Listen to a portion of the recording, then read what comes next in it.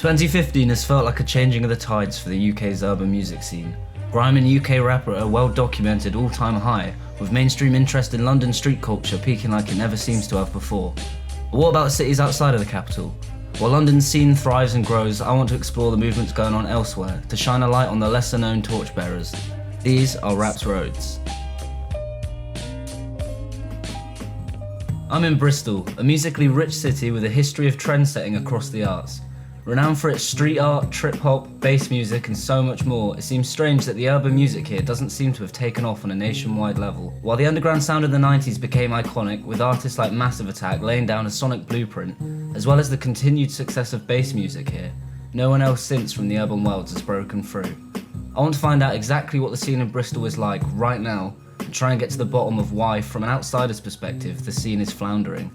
To help kick off our investigation, I'm on my way to meet Crazy, aka Stephen Draper, a local promoter, rapper and DJ who was born and raised into Bristol's world of rap.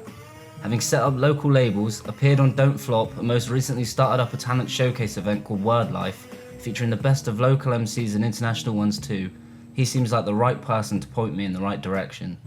We sat down at the Snug in Stokes Croft, home of his Word Life nights, and were joined by his friend and rapper, BEZ, for the conversation to discuss the sound of Bristol.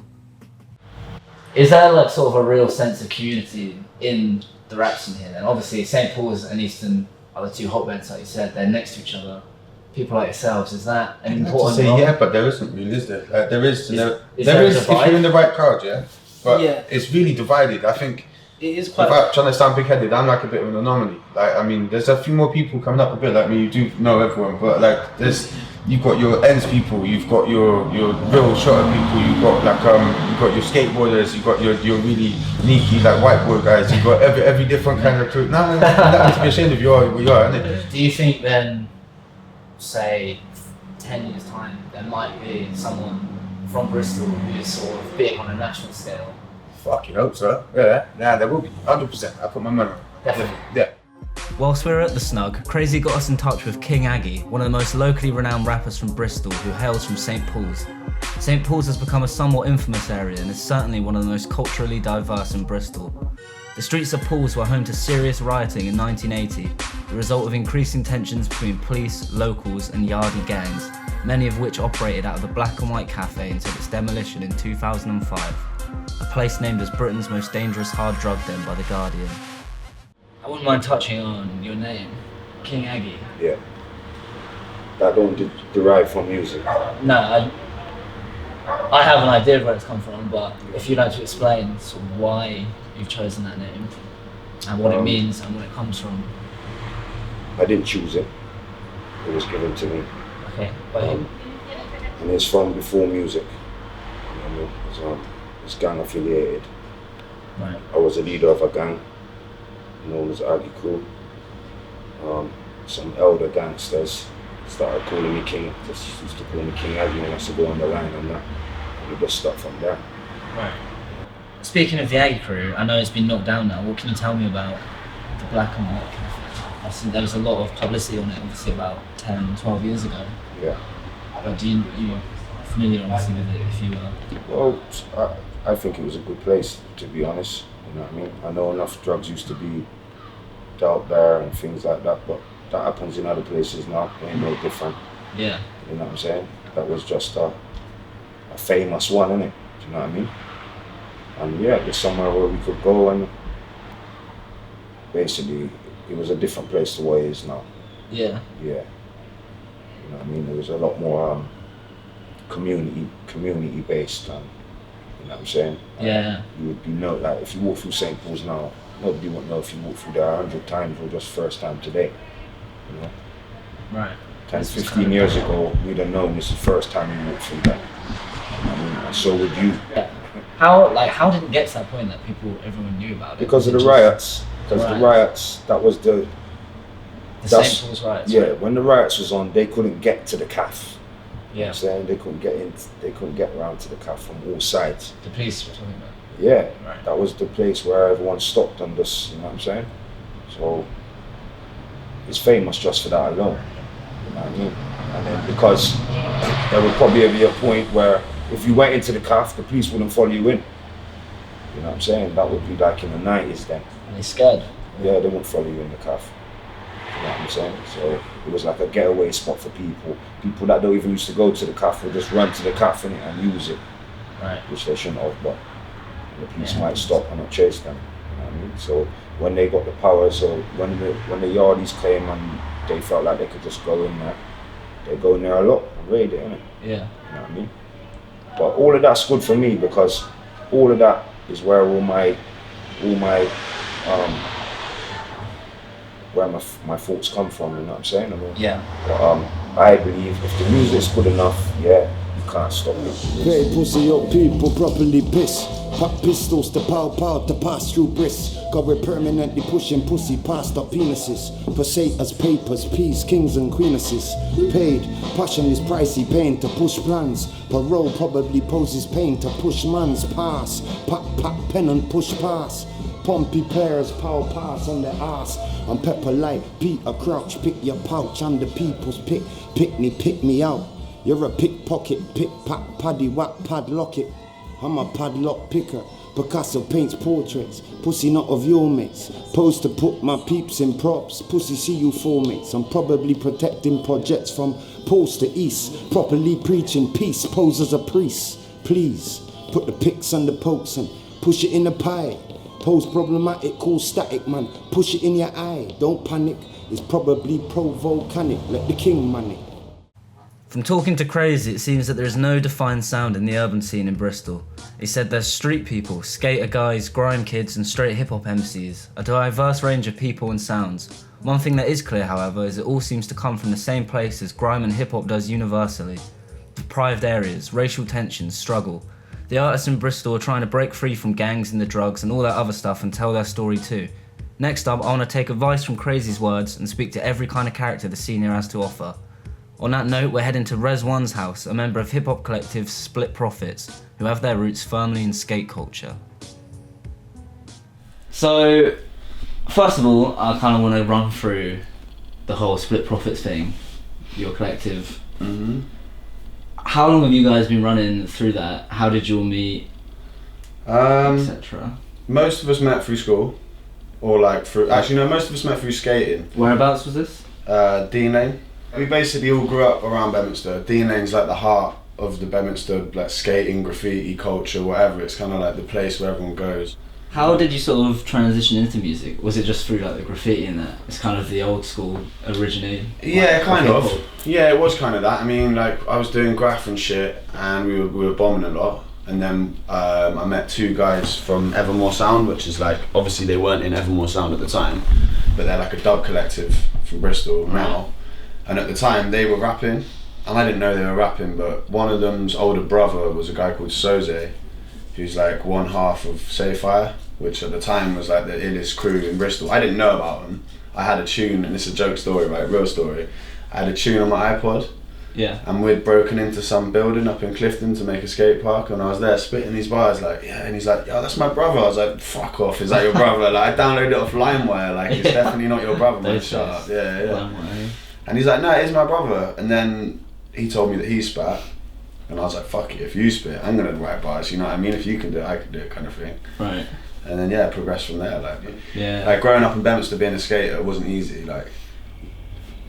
Moving on slightly, why, other than like yourselves and kind of Buggsy as you mentioned, why do you think no one out of Bristol sort of grown out of the city? Like there's artists with a local fan base, but it hasn't really happened outside of that. We were speaking earlier about London kind of being neglectful of everything that isn't London, but just everywhere else that kind of hasn't really. Yeah. Since like the trip hop days, really, Portishead and Massive Attack, nothing's really popped off like that. Yeah, I think you're right, and I don't really know what it is. It might be to do with, I mean, if we're talking about hip hop in that sense, like nothing's really popped off for hip hop, then I don't know. Hip hop kind of died out. The UK shit kind of had a real low phase, didn't it? Do you know what I mean? It went like from, I don't know when it was, like 2004, 5, something like that, 6, and it just kind of petered out and. Started, grime was obviously really strong, and then dubstep came along, and all these rappers, in my opinion, who started trying to do that sound, because a lot of people from Bristol who were making like Central Spills, like they're making ill hip hop, man.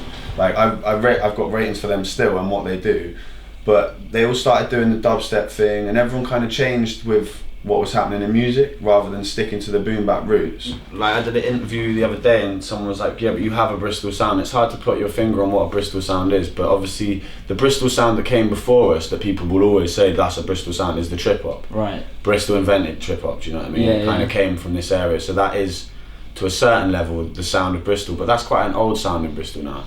Do you know what I mean? It's not really current. Yeah, Buggsy in my opinion. And the dubby side of what we do when we do the dubby bouncy kind of shit, it's like I think the Bristol sound is quite reggae influenced and dub influenced.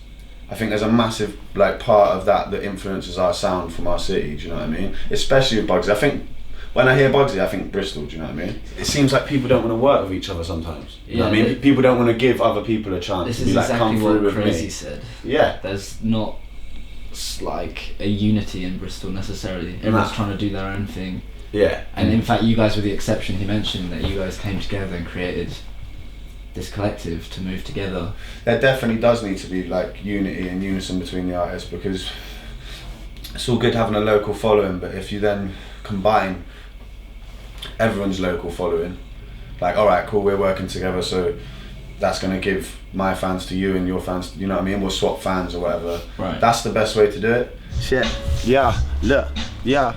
International traveller, cross-country ambassador, popping up on your calendar, chatting caliber. Captain Scavenger, see Golly the weed chancellor, beat wrangler, dropping clangers like screen managers. I've been bad to the bone since Joe seized the handlebars. Panda cars, chasers like rapists will chase the pants and bra. My plans are large like the payday hand Vandersar. Manda part, or crash the scene like a damaged car. You need a caliper to measure out the distance between the real and the figment in what you speak in your sentence. Rock a beat from the entrance to ending, there's no pretending or Pinocchio flows. Close shows when the team's sent in. We travel city to city in smoky convoys and direct Saturday nights live like Don Roy. On point, my battery life is strong, boy, and won't die till I'm off of the mic and gone, boy. We just left Rezwan's house. He was kind of chatting to us about just everything in the Bristol scene, Split Profits and his solo stuff. I think that the kind of main things that I've taken out of it are like the lack of unity in Bristol, which Crazy and King Aggie both mentioned the other day as well. Which I think is weird for a city that doesn't really have an urban scene to like kind of neglect each other like that. But I mean, it seems to be happening in some instances and it seems to be getting better. And I don't know, it's weird, like everyone we spoke to have kind of had their own different sound. There hasn't really been a defining Bristol sound, which I think is strange, especially with a city that's got such a like musical rich history. And no one really picks up on the bass music or anything like that. But I mean, yeah, it's been a good few chats with everyone. Yeah, King Aggie is a character. Turns out that we initially thought that he was just kind of adopted the name Aggie from the Aggie crew, the notorious drug cartel, the Yardie gang in St. Paul's. But it turns out that the dude actually was leader of it. He was King Aggie. So I mean, yeah, alright character. But good for him, he's back on his feet. He spent in excess of 10 years in jail. He's back on the music thing, so best of luck to the guy. Next, we met up with Rapstar Hearts, a young grime MC who has had recent airplay on Rinse FM from Sir Spyro, as well as appearing at the Eskimo Dance. Unfortunately, since the interview, a serious incident has come to light involving Hearts, which remains an ongoing investigation. For that reason, we're choosing to leave the footage out, instead fast forwarding to a rave where we hope to grab some time with Buggsy, who's been described as the definition of the Bristol sound, as well as the promoters putting on the event. Hosted by The Blast and Body Nod, the event will see performances from London artists Ghetts, Big Nasty, Logan Sama and more.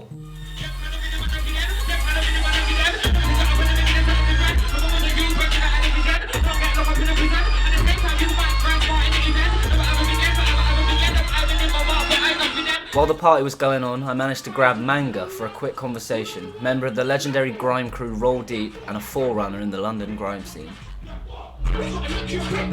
I like very for themselves. They do their own thing. They're not watching face. So even when people like London's like a trendy place, and people like follow fashion. Right. So if brands not in, they don't want into brand. Bristol, there's scenes coming on here, regardless, and people love it. You know what I'm saying? And I feel like they're very independent, they do their own thing. Do you think there's chance then? You're about to see Buggsy tonight, like come out and probably the crowd will go mad. Oh, is he at that, yeah? Yeah. I think He's I'm playing with Joker, Buggsy tonight. Oh, that's why he's thinking about on the player, I hear him. I've never heard of it, I won't lie. I know Joker, I've known Joker for years, like. He's one of the first people ever to send me But not Buggsy. I never heard of Buggsy. See, that's mad. Do you think then, if the crowd are on it, and like you see a performance tonight from Buggsy and you think it's sick, do you think then Bristol has a chance to like grow as its Bristol's own? always had its a own chance, culture? man. Right. Has like the same way Birmingham, you just need to produce more artists. Yeah. That same way Birmingham and Manchester, and got big artists, and they get behind them and they get big. Sure.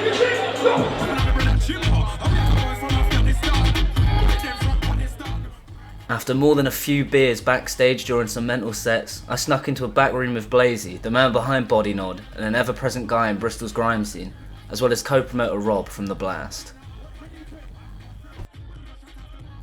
Bristol's a place where everyone can sit around a table and everyone can throw their ideas in and everything can happen, and it doesn't matter. Like we don't believe in genre. Like, I don't think anyone really nationally believes in genre anymore. It's just we'll mix it up, we'll keep it going, we'll keep everything going, and through like when it's hot, when it's not, it's not. But it's just good music, and good music will ultimately prevail. And it's contained, and we kind of contain it. Like you've got like lots of people backstage, all just having it's a social. So many people back there right now. Like, it's a social. It's crazy. So Bristol, social thing community, bro. Bristol operates like a social. Yeah. Like, I mean, if we go back to the roots of Bristol, like the roots. Like people will listen to Soul Solid, they will listen to Heartless Crew, they will listen to Pay As You Go, and there was people like Urban Crew, there was people like SP Crew, there were people like Cold Hearted, which Joker came out of. Joker and Buggsy, they came out of Cold Hearted Crew. There was people like that. They were listening to what's going on in London. And I was saying, I was going to youth clubs and I was playing like all these grime records, and people were like, wow, what are you playing? And they were spitting to these rhythms. And this was like 2002 times around them. So Solid. So around that era, that's when it kind of brought everything up. Like, you know, so you got guys like Joker now that are doing their thing, you got Khan and Nick that are doing their thing, all them Bandulu guys. And obviously we're just basically trying to provide to Bristol like the ravers thing, you know what I'm saying? Do you think eventually that Bristol will get the kind of love They will eventually. What do you think it's going to take? Nights like this? It's going to take nights like this, it's going to take support from DJs, so people like Logan. Right. You'll take people like fucking... You showed it tonight. Exactly. Cameo, people like that, and people like us putting on these raves. I think it's so beyond people can tracking improve. what happens and how it happens. It just happens. Like, you know, 1 minute something's happening, the next minute something else happening. Like, to have Buggsy play in an hour's time, like with Joker, it's gonna be crazy. But like, it happens when it happens. You can't force it. You can't see into the future. The music business is such a complicated thing now. All we can do is put on a party, and when we put on a party, things happen, and it's good. We Like, spoke to Manga earlier. Yeah. Of course. He was saying, like, in all honesty, he didn't know Buggsy till tonight. But I said to him, like, when he goes out, you can guarantee the crowd are gonna fucking go wild for him. They go wild, bro. Like, He's a fucking hood hero, bro. Yeah, Like sure. King Aggie, he's a hood hero. He's famous in Bristol. Yeah. People know him in Bristol. And it won't take long for people outside of Bristol to know him. The Blast with Body Nod and The Blast. The two guys running it, they've been doing this for a while. They both know what they're doing, clearly. I mean, it showed the import. Like, a lot of people in our previous interviews have said that the London scene isn't very accepting of Bristol MCs, and even the Bristolian people aren't that accepting of Bristol MCs. But today it fucking proved that. Ghetts was on stage with Buggsy during his set. That was absolutely crazy. Mugston jumped on. All of these grime guys were just embracing the whole Bristol scene. It was really good to see. Like, you can see it going on from here. When the best grime MCs ever are embracing embracing Bristol MCs, it just shows that it can happen and it can grow. And yeah, it was fucking crazy. The crowd loved every minute of it. Buggsy as well, like, he probably had the craziest set with everyone jumping on with him. I mean, there was hella unity. Everyone said there's no unity, but we could see it tonight. The crowd loved it. The other rappers there loved it. We loved it. It was sick, man, yeah. Unfortunately, we couldn't get Buggsy on his ones to speak to us. However, the following week we managed to get in contact with him. Buggsy told us he wanted to take us through St. Paul's, his birthplace, for the Hood Tour. So we headed off for the final stop on our exploration to talk to the man often described as the heart of the Bristol scene. It was clear from the get-go he was known in his ends. Did you manage to, on Saturday we were at the the barbecue at Motion, which Yeah. you obviously played at with Joker. Yeah. I mean, it felt like a bit of a moment for me, like Yeah. when you were doing your set and Ghetts just kind of joined you. Everyone came out and joined you. Did you manage to speak to any of those guys after? Yeah. But it's like, I know them, man. Not like I know them, innit? We don't know each other properly, innit? But Ghetts and, like we crossed paths from years and years and years ago, Sidewinder days and stuff like that. It's just a normal vibe, really. But at the same time, I had to kick back and relax and say, wait there, Ross Clark, Manga, Scratchy. All the man them from, obviously when I was growing up. Roll deep. That's the vibes for me, innit? What was it like growing up here? You got into MCing early, as you told us. You've been here your whole life. What kind of experience was that growing up in St. Paul's and the surrounding areas? For me personally, it was a mad experience, innit? But like, calm. Community experience, innit? For me, I grew up in the community, innit? I'm born in the community. So it's just normal. Right. To me, it's normal. To the viewing eye, it could be a load of different things, you know what I mean? Like what? From an outsider, what do you think people could maybe say about life here? They would say, oh, it's rough. Fucking. There's been loads of different stigmas of the community over the years, innit? It's a broke down area, people that's poor, flipping drugs, crime, guns, all of that stuff, all of the just the negative shit, innit? Not saying it's not pretend, and not saying it's not like that, or wasn't like that at one stage or nothing, but you know what I mean. What would you say is the defining sound of Bristol, if there is one? What do people take influence from? It's the sounds of life, the sounds of the traffic, the sounds of these trees in the park, the sounds of the children playing, the sounds of everything. Right. You know what I mean? The sounds of a gunshot, the sounds of screams, the sounds of everything. It's just everyday life. You hear me spitting on some kind of weird some weird saxophone, or you know what I mean, some mad drum loop. It sounds crazy, but the flow just goes with it. That's like a definition of Bristol music. Is this creative mashup of sounds. I think what I mean? one of obviously the authentic stuff, the straight roots. That's the grounds of everything, innit? Roots music. You know what I mean? That's the grounds of where all of these music stem from, whether people like it or not. Yeah. We was grime in the ends. We had Pirate Station. I was 15, 14. Them young ages were on Pirate Station. You wouldn't be in the radius to pick it up. That's how deep it is. Like people didn't used to listen to it, but all of a sudden everybody's a fan. It's cool. I'm with it, but it's like man is the originals, isn't it? Man's from the origin. You feel me? Right. Man's from the raw origin. You kind of get that respect though. I think from the people and from other artists. Yeah, man. Like. People know that you've been here from like day. Yeah, man. For real. But it's like, as you said, innit? Bristol artists getting out there, London being this centre of everybody thinking that's where everybody's from. I'm a part of the kicking off the door of that stuff, innit? Of changing those things, because there are artists everywhere. So a man's gonna say, oh, man's not hood. That doesn't make sense. There's hoods everywhere. Everybody knows that, innit? There's 100%. People that know they grew up in these communities all over the place, innit? Sorry to call it a hood, you know what I mean? Black community, fam. We're talking Windrush, we're talking, you know what I mean? Historic stuff. So is more than, oh yeah, man, I can rap. The roots of stuff go real deep, you know what I mean? And I represent them roots, man. St. Paul's, Brixton, Moss Side, you know what I mean? Toxteth, you know, the places that rioted, they didn't riot because of, oh, let's just go mash the place. Nah, it's nothing to do with that. It's like serious stuff, innit? Serious issues, you know what I mean? So I'm talking about these communities. Right. You know, that's where lyrics come from, innit? That's where rappers, artists, that's where bars come from. That's where man's got something to talk about from. Joker, we done it from bedroom to radio to station, you know, so we want it. Buggy bug, know the flow, could have bun it down, wall it down, cause they're gonna choke on the chronic. Riddins in the shop, go for your wallet, cop it. That's right, no water base, man, straight slaughter waves, make it wet all your face with some fuck spitting, let me vomit. I'm on it because you know that Buggsy is a rhythm holic. Wait there, chop it. You could even screw it, I should do it, chew it, acapella, then you can drop it. Not much money in the pocket, if you chat and tell it, blood and then we got it. Tell me who's gonna stop it? Niggas from the ends, the slums, the curbs, the road, now bridge, I'm from it. I'm real, recognize real. Everybody recognize Rastaman to show you some knowledge, to show me some homage. Horrid, acknowledge, bass and flow, leave you holding your forehead. Can't do it how we do it, did it how we do it, minute after minute. Sounds like when Joker was a novice, it's hopeless, so stop it. You can't gobble the wobble like Boggle, scars and double, and Shaz has got the vocal to top it, drop it right in the middle of the flames. Rain on the rhythm, flows from the forest, from the gully, from the gut. Listen, yeah.